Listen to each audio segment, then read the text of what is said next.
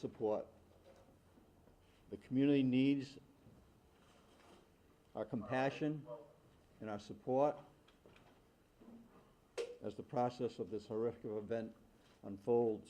As governor and as a Rhode Islander, I get to speak on behalf of the people of the state of Rhode Island. As a dad, as a grandparent,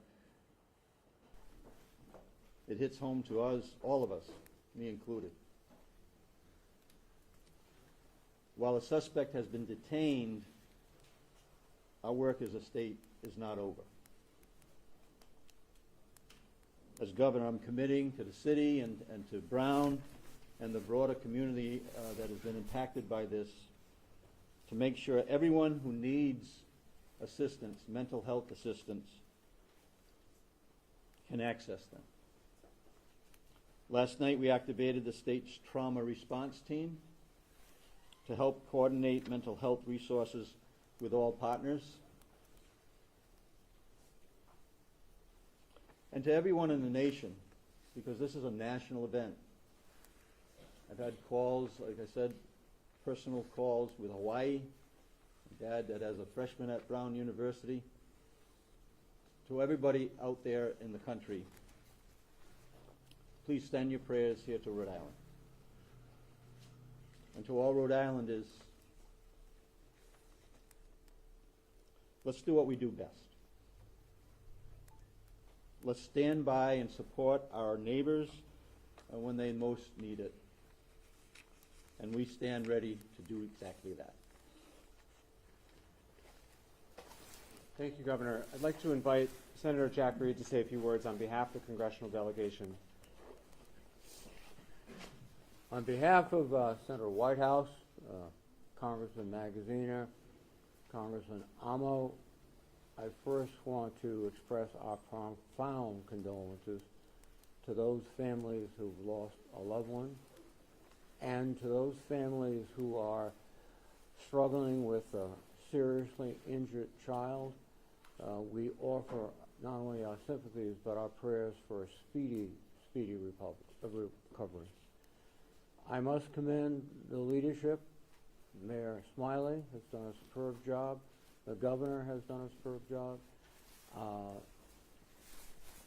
The President Paxson, and the Provost Doyle have also stepped up and done a superb job.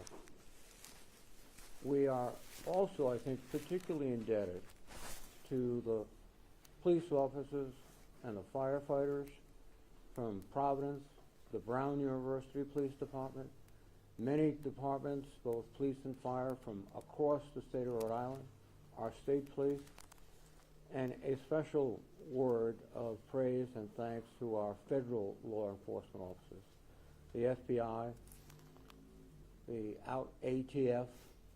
They have been instrumental, critical in the progress of this investigation so far. I received a call from Attorney General Pam Bondi, and I shared my praise and thanks for the assistance of federal authorities. This has been a horrible, terrible moment. But in moments like this, we see the best of Rhode Island. The firefighters, the policemen, the civic leaders, neighbors who come together, and let us celebrate that community. Thank you. Thank you, Senator. Finally, we'll hear from Providence Police Chief Colonel Oscar Perez. Thank you, Mayor. So yeah, the message is the same. I'll echo the message from the Mayor earlier as far as where are we with the investigation. I'll tell you that right now the investigation continues to progress extremely fast. We're in the process of collecting evidence and seizing items that we need to seize, search locations that we need to search. I want to commend the quick response of ATF, FBI. As the items get seized and collected, obviously they will provide the resources and the equipment that we need to ensure that we have the right legal requirements and facts in order to be able to provide that so that we can move along. I also want to commend the Attorney General's office, who has been standing by us to ensure that our process is continuing in a proper manner. And so that's where we're at with it. We'll continue. It's a complex investigation. I know there's some speculations out there about names, and I'm not here to confirm or comment. I know you're going to ask me that as far as names. I'll tell you that I'm not going to confirm or comment because in the years that I have in this department, in this police department, we stand on grounded facts, not speculation. And at that point, we'll be able to, once we're ready and we have the appropriate and accurate information, we'll be able to update you with that. My goal is that we're able to have that information as soon as possible. But again, I tell you that respectfully, and I have the responsibility to respect the integrity of this investigation. I think that is complex. Any detective that worked last night and all the agents that worked last night, I have responsibility to respect the work that they're doing. And so when we're ready to provide you with that info and to come to or to give you the right info, I will make sure that you get that updated. So. Colonel, we managed to establish any connection between the suspect and the university. Why did the suspect target the university? So that's all part of the investigations that we're conducting, and again, it's complex. And we want to make sure that once we have, at the appropriate time, give you the accurate information, we'll be able to provide that information for you in that answer. Go ahead, John. Colonel, the person of interest, is that the same individual that we saw on the surveillance video you released? So again, I'm not going to speculate. I want to make sure that if I give you an answer, it's grounded on facts. Okay. And so we're getting to that point, but it's going to take time. Detective work is not something that you can answer or solve within a minute. It takes time, and we have to make sure that we have the right evidence in order to prosecute somebody properly. So. Colonel, what led you to Coventry? What led you to this Providence Police there, Coventry Police, FBI? So I'm not going to confirm or comment on locations again, John. I'll tell you that I'm going to tell you exactly what I'm telling you is the fact that we're going to continue progressing on this complex investigation to make sure that we have all the facts together in order to be able to give you what you're asking. Do you feel better now than you did last night at midnight? Absolutely. I think the great work of the men and women of this department, the collaboration with the different federal agencies, the fact that we stand in here all together and we all stepped up and we're making sure that we have the right answers and that we can continue on to bring peace, as the mayor stated, and calm to this city. It's a beautiful city and it's something that we take pride of. And so, yes, I feel much better. Pat, and then the guy behind. Talk to us about the process. The most common question I've gotten in the last 24 hours, it revolves around the fact that Brown University is the most camera-ridden, most responsive piece of real estate in Rhode Island, and yet there seems to be little or no video evidence outside of that clip. You know, respecting the investigation, is there a lot more video that we're just not able to see yet because of the ongoing investigation, or is there simply no video? So what we shared with you the other day is what we have that we could share, and then we'll continue to, again, we're continuing to collect evidence. As we speak, we have detectives out there trying to continue to find. So I don't want to tell you that there's no more video because we might find something within the next few minutes. So yes, it's possible, but what we gave you the other day is what we have. Go ahead. Colonel, if you wouldn't mind, two questions here. Yes. Can you talk to us about the process of releasing this 10-second clip to now someone's in custody, kind of how you all are working together to garner that information? Someone being detained, rather. Correct. And so, yeah, someone being detained, it led us to that point as far as like when we started, obviously, it's a fast move. It's a quick response right from the beginning. Once we get the call and you pull up to a scene, obviously as chaotic as it was, and then it gets to a point that now we're asking the public for help. Tips come in, federal agents come in. At that point, Providence Police responds, detectives get to do the work. And so that's where we started. And then we ended up getting, obviously, to a point where we find someone of interest, we bring him in, but we're I'm pretty confident in the work that the men and women have done of the department, but I got to respect their work. Some of them haven't gone to sleep. And so I have to respect the fact that they're going to continue and give us what we need in order to be able to prosecute somebody properly. Yes. Telemundo in the back. Sé que muchas personas volverán a la misma pregunta. ¿Podría brindar una actualización en español, algo que sea útil para la comunidad hispana de Rhode Island? Ciertamente que este departamento trabaja muy duro para encontrar respuestas. En este momento esto fue una situación muy trágica en la ciudad de Providence, pero me gustaría acordarle a la comunidad que este departamento siempre se responde de una manera muy importante y tenemos una persona en este momento que es de interés. Estamos colectando la evidencia que es necesaria para legalmente presentarlo a la corte para así ponerle los cargos que se necesitan presentar.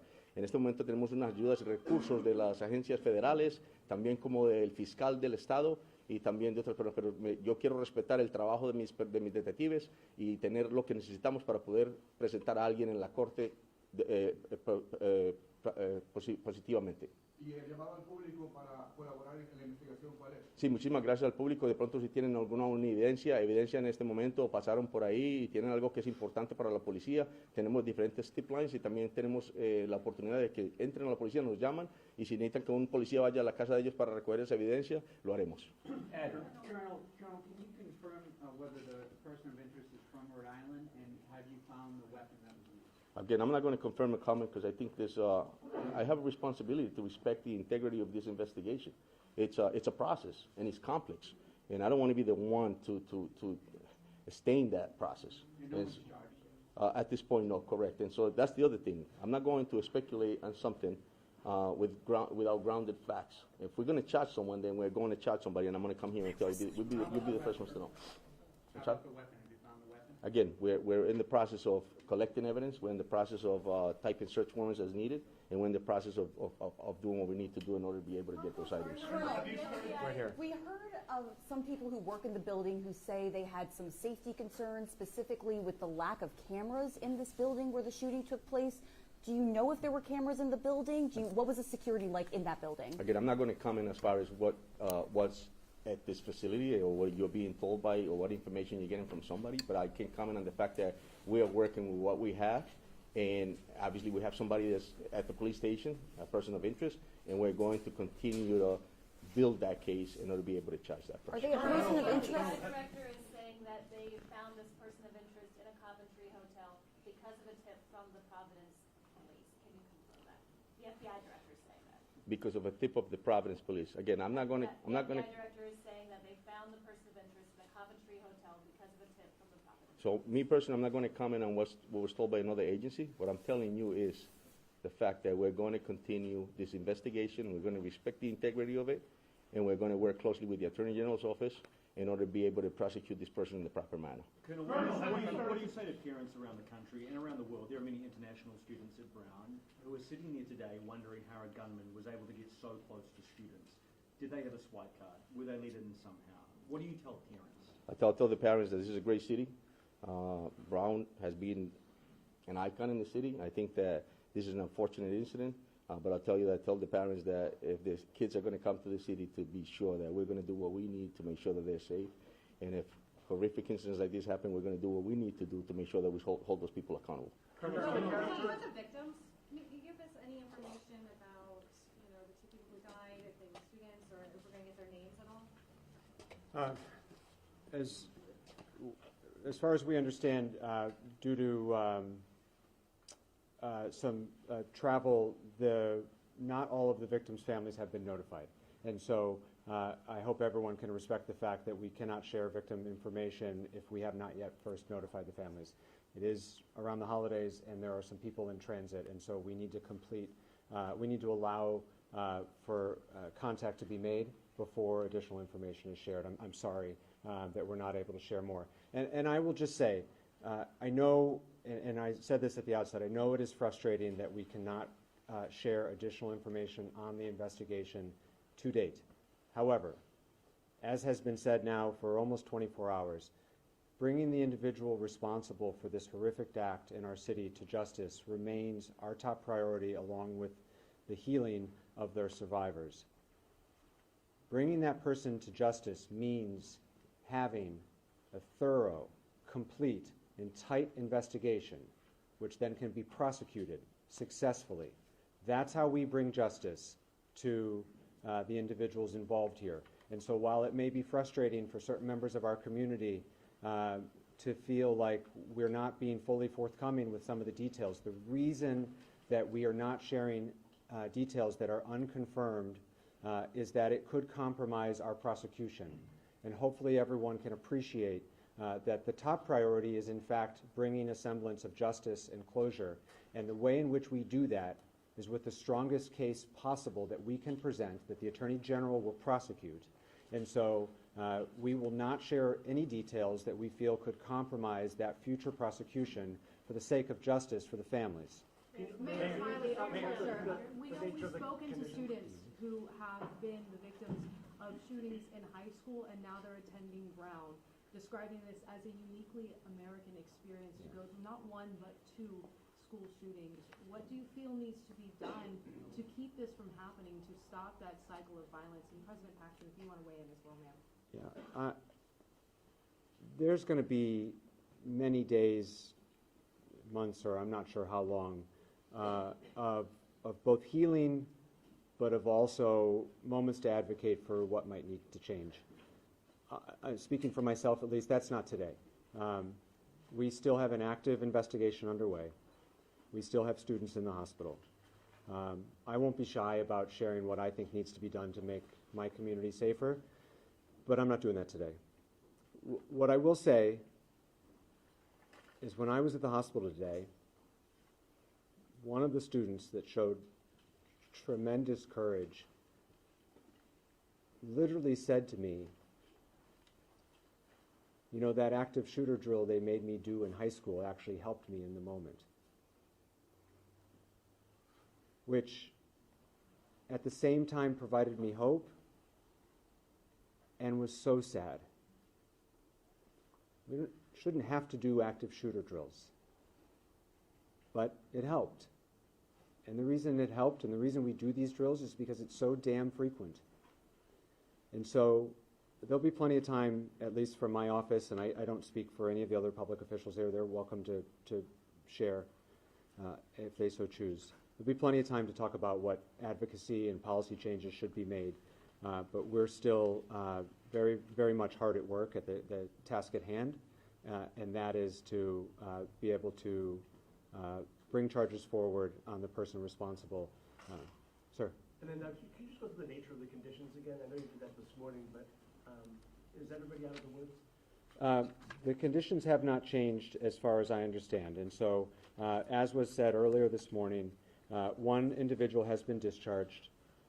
One individual remains in critical but stable condition, and the other 7 are in stable condition. I will say I had conversations with 4 of the students, and they were talking.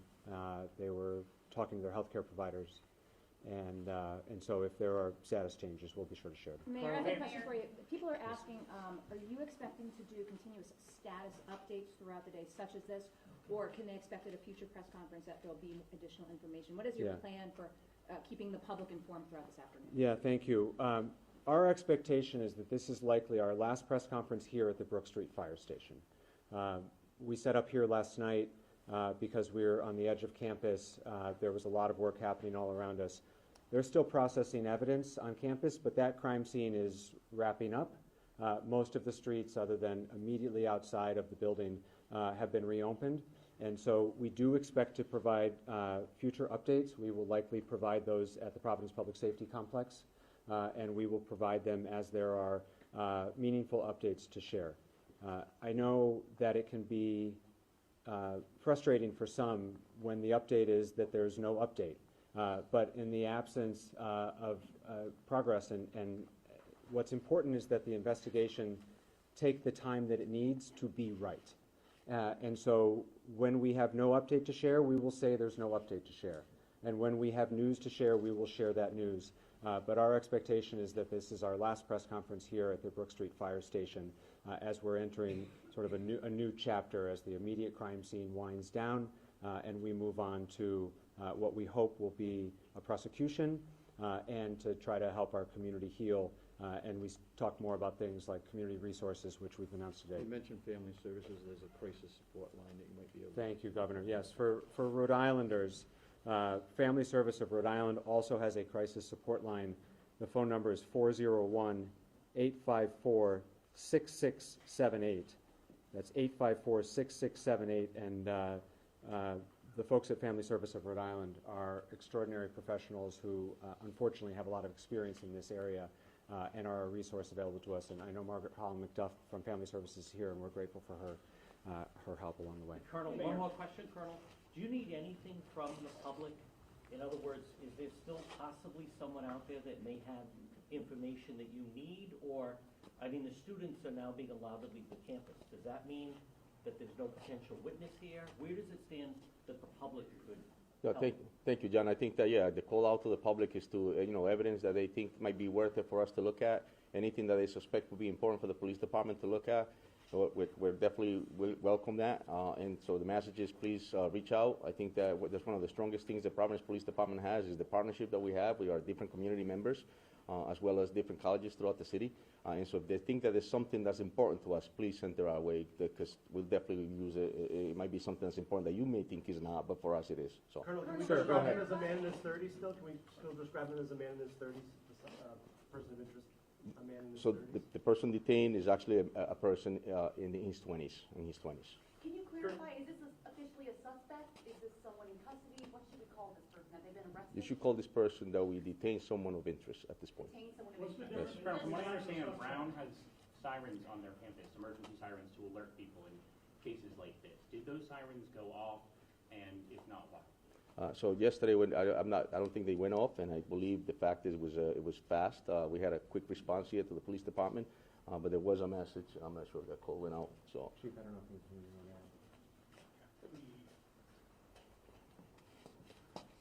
The sirens did not go off. The original information that we received was from the officer who did not receive the call. The officer saw some of the students running from the location, and so it was an immediate response.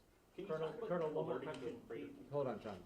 Can you talk about just what went into alerting the greater Brown area community, people who aren't Brown residents, maybe RISD students or faculty, people in that area? What went into alerting others? For our community, it was our emergency notification system, some of which is shared by RISD. The rest was from the city of Providence. Colonel, can you just, Colonel? Go ahead, please. I know Colonel Chapman, correct.